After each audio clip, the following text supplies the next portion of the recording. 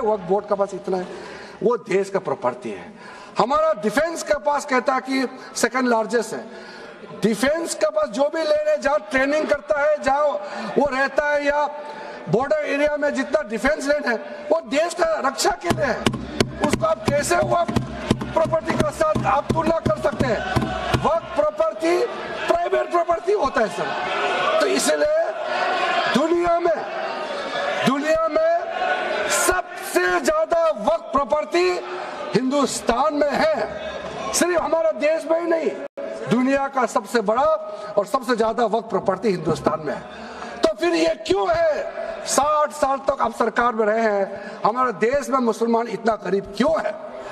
जब दुनिया का सबसे ज्यादा वक्त प्रॉपर्टी हमारा देश में है, तो हमारा गरीब मुसलमानों का पढ़ाई के लिए, मेडिकल ट्रीटमेंट के लिए, स्किलिंग के लिए, इनकम जनरेशन के लिए क्यों काम नहीं हुआ आज तक? बताइए।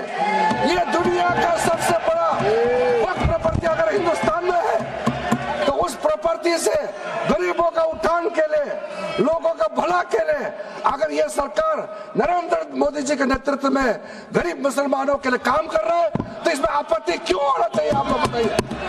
इसलिए सर, इसको धर्म जाति से बाहर उतर करके सबको सीधा सीधा अपना दिल से पूछ करके आप सोच के देखिए कि आप जो लोग आज इस बिल को विरोध कर रहा है, आज 1 साल 2 साल नहीं, सदियों तक हमारा देश उसको याद रखेगा कौन इस बिल को समर्थन कर रहा है, कौन इस बिल को विरोध कर रहा है।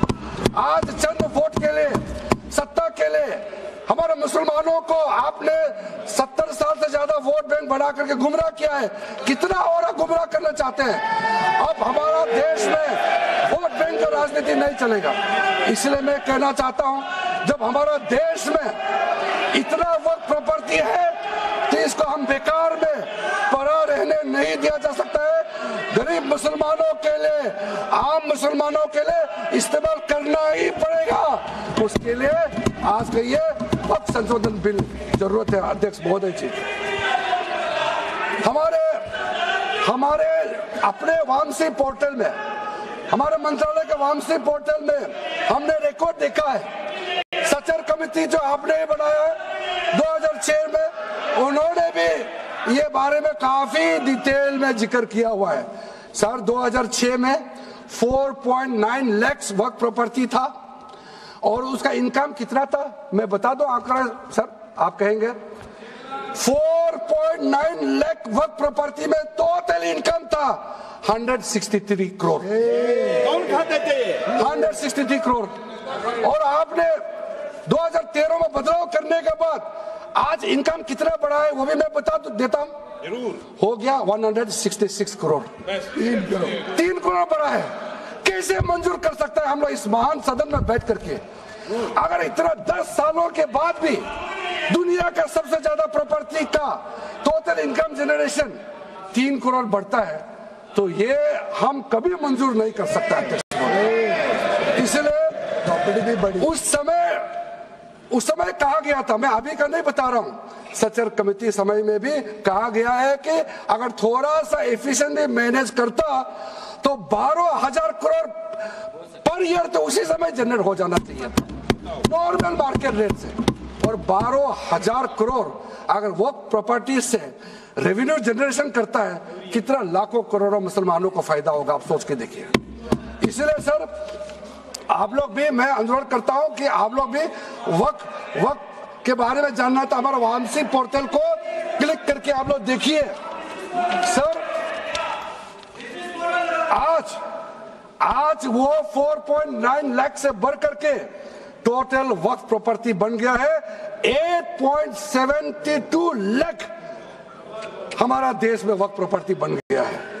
और आप कल्पना कीजिए 8.72 लाख प्रॉपर्टी वक्फ का है, उसको अगर हम सही तरीके से मैनेजमेंट करता तो हमारा मुसलमानों का ही नहीं है, देश का तकदीर बदल जाएगा। इतना प्रॉपर्टी हमारे पास। अब समझिए चीज को। सर मैंने अभी कई राज्यों का दौरा किया। अध्यक्ष महोदय, मैंने कई राज्यों का दौरा किया। मैं एक बात, एक एग्जांपल आपको जरूर देना चाहूंगा।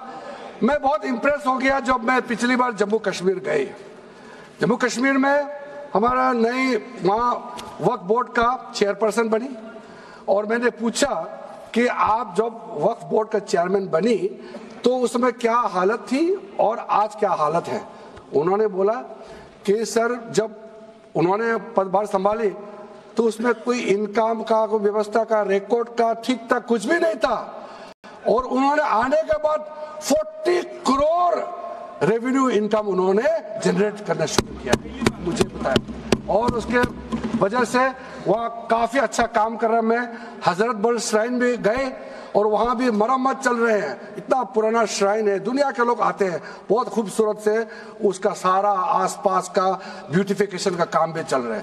अगर अच्छा काम करेगा, रेवेन्यू बढ़ेगा तो सबका फायदा होगा सर। इसलिए सर आप लोग आज बिल को समर्थन करने के बाद मेरे ऑफिस में आइए, 1 साल के अंदर में इसका ट्रांसफॉर्मेशनल इंपैक्ट क्या होता है मैं ही आप लोगों को बता दूंगा। सर वक्फ अमेंडमेंट जो बिल लाए हैं उसमें जेपीसी का कई रिकमेंडेशन है जिसको हमने समर्थन किया है और एक्सेप्ट किया हमने इस बिल में लाया है। इसलिए बोलना कि जेपीसी का आपका कमेटी के बात को माना ही नहीं है, आपका कमेटी के बात नहीं सुना गया है, वो गलत बात है सर। अध्यक्ष महोदय जी, पार्लियामेंट्री कमेटी जब बनता है तो उसका एक अपना सैंक्टिटी होता है और उस कमेटी में खुले बहस हुए हैं। उसमें मैं अंदर जाना नहीं चाहता हूं क्या हुआ है, लेकिन उनके बीच में कई ऐसे मुद्दे हैं जो हम लोग सरकार समझते हैं कि बहुत अच्छा सुझाव आया है, हमने उसको माना है।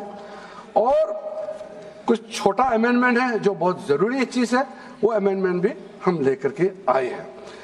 इसके बाद जो पूरा ये सारा व्यवस्था देखने के बाद सबके मन में उम्मीद जागेगा। उम्मीद इसलिए जागेगा कि एक नए सवेरा आने वाला है, इसलिए नए एक्ट का नाम भी उम्मीद हो गया है। तो उम्मीद क्यों हुआ है सर, मैं आपको बताना चाहता हूँ। ये जो unified Waqf management, empowerment, efficiency and development, full form उम्मीद है, इसका रखने का पीछे कारण है सर। ये उम्मीद क्यों है, अब ये यूनिफाइड वक्फ मैनेजमेंट पूरा रजिस्ट्रेशन से लेकर के म्यूटेशन, एनक्रोचमेंट का विषय, सर्वे, कलेक्टर का रोल, सारा विषय को मिला करके मैनेजमेंट का पूरा सिस्टम को ही बदलने के लिए हमने काम शुरू किया है। उसके बाद एम्पावरमेंट, कैसा एम्पावरमेंट होने वाला है, मैंने पहले भी जिक्र किया, मुसलमानों में भी जो शियास हैं, सुन्नीस हैं, बोहरास, आगाकानीस, पसमानदा मुस्लिम्स है जिसको बैकवर्ड माना जाता है, और विशेष करके महिलाएं और बच्चों के लिए जो हमने प्रावधान रखा है, तो ये मुसलमान का कम्युनिटी के अंदर में इतना जोरदार स्वागत हो रहा है। अध्यक्ष महोदय, यहाँ में कुछ मेंबर विरोध जरूर कर रहे हैं, लेकिन मैं कुछ मेंबर को मेरे घर में मैं न्योता देना चाहता हूं, और जो मुस्लिम डेलीगेशन मेरे घर में आ रहे हैं, स्वागत कर रहे हैं इस बिल को, उसका भी नजारा आप लोग देख लीजिए, आपका सोच बदल जाएगा। आपको नहीं मालूम मुसलमानों में कितना भयंकर समर्थन कर रहा है इस बिल को लेकर के, आप लोग को मालूम ही नहीं है। करंट अंदर में गरीब मुसलमानों का तो संदेश बार बार आ रहा है कि जल्दी पास कीजिए इस बिल को, इसलिए आप लोग संदेह में मत रहिए। एफिशिएंसी को हमने बढ़ाने का काम किया है, टेक्नोलॉजी का उपयोग करते हुए सेंट्रलाइज्ड डेटाबेस होगा, डिजिटल पोर्टल होगा, कोई छुप के अंधेरे रातों में वर्क क्रिएट नहीं कर सकता है, इसका पूरा रजिस्ट्रेशन का प्रावधान है, ट्रैकिंग होगा, निगरानी रखा जाएगा, कंप्लायंस का प्रावधान है, और जो मैनुअल हाथों से जो गलत होगा उसका भी करेक्शन करने का प्रावधान है, ब्यूरोक्रेटिक डिले होता है उसका भी समाधान हमने पूरा बिल में तरीका बना के रखा हुआ है।